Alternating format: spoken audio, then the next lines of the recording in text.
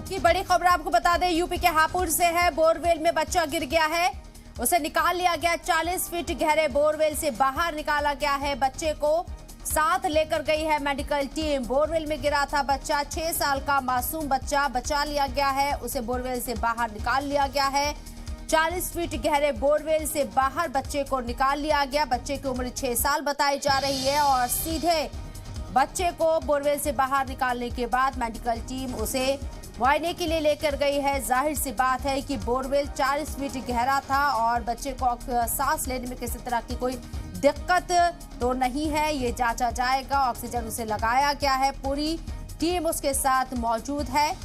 40 feet गहरे borewell में हापुड़ में बच्चा गिर गया था। 6 साल का मासूम बच्चा जिसकी जान पर बनी हुई थी, उसे बचा लिया गया है, बोरवेल से बाहर निकाल लिया गया है।